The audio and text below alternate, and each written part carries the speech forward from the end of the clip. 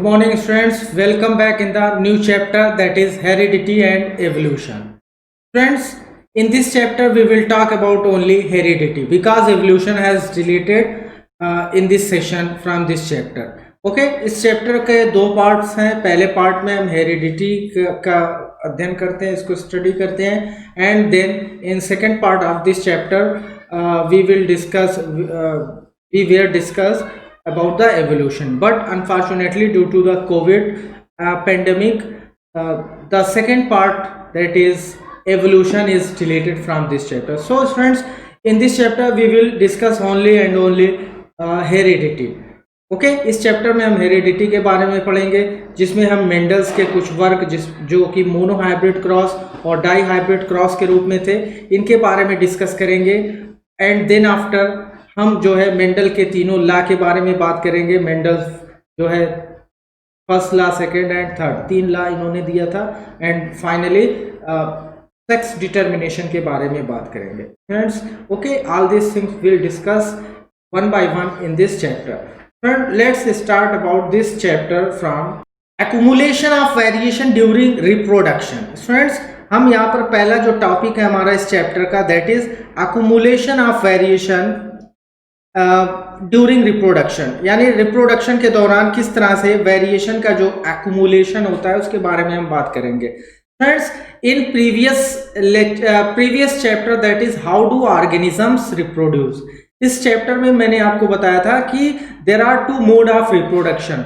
One is asexual reproduction and another is sexual reproduction. Friends, आपने asexual reproduction के अंदर पढ़ा था, if any organism reproduce asexually, then it looks similar to its parent due to less inaccuracy during the DNA copying process. ठीक है, मैंने आपको बताया था कि असेक्सुअल रिप्रोडक्शन के अंदर एक सिंगल पेरेंट इन्वॉल्व होता है, जिसकी वजह से वहां पर जब डीएनए की कॉपिंग होती है, डीएनए की डबलिंग होती है, तो वहां पर जो वेरिएशन यानी इनअक्यूरेसी होती है वो बहुत बहुत कम होती है, वेरी लेस अमाउंट में मिलती है, जिसकी वजह से वहां पर वेरिएशन बहुत कम मात्रा में मिलता है. ठीक है, तो that is the result of asexual reproduction. वही सेम प्रीवियस चैप्टर से हम यहाँ पर टॉपिक को डिस्कस करने जा रहे हैं. फ्रेंड्स, मैंने यहाँ पर नोट किया है, आप चाहे तो देख सकते हैं. By asexual reproduction, if an organism divide and produces two individual, आप यहाँ पर फिगर के अंदर देख सकते हैं एक ऑर्गेनिज्म है. फ्रेंड्स, ये कोई सा भी ऑर्गेनिज्म, इसको यहाँ पर हमने पिक्चराइज किया है. अब ये ऑर्गेनिज्म क्या है, रिप्रोड्यूस हो रहा, असेक्सुअली रिप्रोड्यूस हो रहा है, एक सिंगल पेरेंट के द्वारा दो नए इंडिविजुअल का यहाँ पर क्या हो रहा है, फॉर्मेशन हो रहा है. And again these two individuals reproduce asexually and form 4 new organisms, और नए 4 ऑर्गेनिजम्स का यहाँ पर क्या कर रहे हैं, फॉर्मेशन कर रहे हैं. तो students, all these 4 organisms are nearly similar to each other. ये चारों ऑर्गेनिजम्स क्या है, लगभग एक दूसरे के क्या होते हैं, similar. These individuals are very similar, बिल्कुल सिमिलर होते हैं. और ऐसा क्यों होता है, बिकॉज अभी मैंने आपसे डिस्कस किया, due to less inaccuracy during the DNA copying. ठीक है, डीएनए की कॉपिंग के दौरान इनके बीच में बहुत लेस इनअक्यूरेसी पाई जाती है. वहीं पर हमने बात किया था आपको हाउ डू ऑर्गेनिज्म रिप्रोड्यूस के चैप्टर में, कि बाय द सेक्सुअल रिप्रोडक्शन, जब कोई ऑर्गेनिज्म रिप्रोड्यूस करता है, प्रोड्यूस होता है, तो वहां पर दो पेरेंट के इन्वॉल्वमेंट से जब डीएनए की कॉपिंग होती है, डीएनए की मिक्सिंग होती है, तो वहां पर मोर इनअक्यूरेसी मिलता है, ग्रेटर इनअक्यूरेसी मिलता है, जिससे इस ज्यादा इनअक्यूरेसी से वेरिएशन भी बहुत ज्यादा प्राप्त होता है.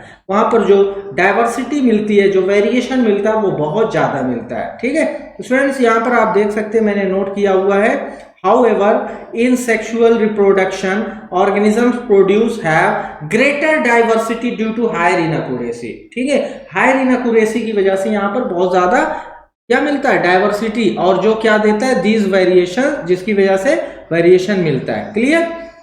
यहाँ पर आप देखिए, दो इंडिविजुअल के बीच में क्रॉस हो रहा है, यानी सेक्सुअली रिप्रोड्यूस हो रहे हैं. ये नए ऑर्गेनिजम्स को क्या कर रहे हैं, प्रोड्यूस कर रहे हैं. तो यहाँ पर ये इनका जो प्रोडक्शन है, जो न्यू ऑर्गेनिजम्स मिल रहे हैं, यहाँ पर आप देख रहे हैं सेक्सुअल रिप्रोडक्शन के द्वारा, यहाँ पर बच्चों इनके अंदर वेरिएशन बहुत ज्यादा होता है in comparison to asexual reproduction. ठीक है, and these variations accumulate generation to generation, एक जनरेशन से दूसरे जनरेशन, तीसरे जनरेशन, इस तरह से ये वेरिएशन बढ़ता जाता है और जब ये पूरी तरह से एक्यूमुलेट हो जाता है तो मिलियंस ऑफ ईयर के बाद क्या होता है, वहां पर इवोल्यूशन होता है और एक नई स्पीशीज में वो क्या हो जाता है, कन्वर्ट हो जाता है। तो कहने का सेंस है variation leads to the evolution of the organisms.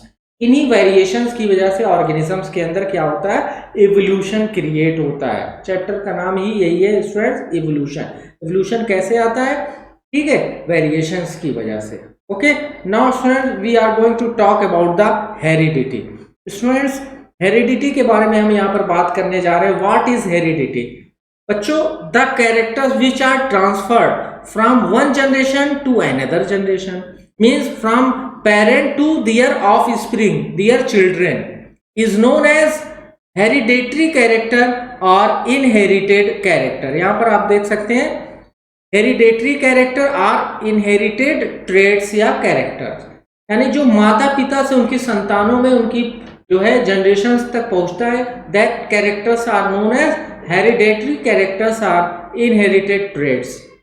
And students, the process in which these characters are transferred from one generation to another generation, that process is known as heredity or inheritance। यहाँ पर आप देख सकते हैं heredity or inheritance। तो it is the process by which these characters are transferred from generation to generation। एक generation से दूसरे जनरेशन में ये कैरेक्टर जिस प्रोसेस के द्वारा पहुंचाए जाते हैं, भेजे जाते हैं, that process is known as heredity or inheritance। is that clear friends?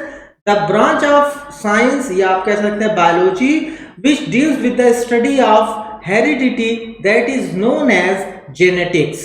ये आपको याद रखना है, genetics is the branch where heredity is studied। okay, biology की वो ब्रांच जहां पर हम इसको अध्ययन करते हैं, that is genetics। and Gregor Johann Mendel is known as father of genetics। Students, Gregor Johann Mendel को फादर ऑफ जेनेटिक्स के रूप में क्या किया जाता है, जाना जाता है। फ्रेंड्स, यहाँ पर आपको जो तस्वीर दिख रही है, पिक्चर दिख रही है, that is the picture of Gregor John Mendel, means father of genetics. ठीक है, यहाँ पर इनको आप देख सकते हैं। तो ये इन्होंने क्या किया, जेनेटिक्स की बेसिक रिसर्च की थी, इन्होंने जेनेटिक्स के ऊपर बेसिक एक्सपेरिमेंट्स किए थे, इसलिए इनको माना जाता है कि ग्रेगर जोहान मेंडल ने जेनेटिक्स की नींव रखी थी। So he is known as father of genetics. और कुछ अच्छे अच्छे इनके प्रयोग थे, ठीक है, कुछ अच्छे अच्छे एक्सपेरिमेंट्स थे, रिसर्चेस थी, और इन प्रयोगों को, इन रिसर्चेस को हम जो है इस चैप्टर के नेक्स्ट टॉपिक में स्टूडेंट्स क्या करेंगे, डिस्कस करेंगे, बात करेंगे। Before discussion we will talk about the different terminology related to the Mendel's work. Okay, Mendel के वर्क से रिलेटेड हम कुछ टर्म्स को भी देखेंगे। ओके स्टूडेंट्स, आज के लेक्चर में हम इतना ही रखते हैं, बाकी नेक्स्ट वीडियो में हम बात करेंगे terms related to Mendel's work, Mendel का एक्सपेरिमेंट, मेंडल का वर्क, ठीक है, monohybrid cross, dihybrid cross, these things will be cover in next lecture. Friends, now some questions are here on the basis of heredity. If a trait exists in 10% of a population of an asexually producing species and a trait B exists 60% of the same population, which trait is likely to have arise earlier? कौन सा trait पहले जो है arise होगा? तो obviously आपको पता है, नोट कर सकते हैं। How does the creation of variation in species promote survival, तो भी आप मेंशन कर सकते हैं। So here some questions you can write on your notebook. Okay, आज के लेक्चर में इतना रखते हैं students. Thank you, have a nice day.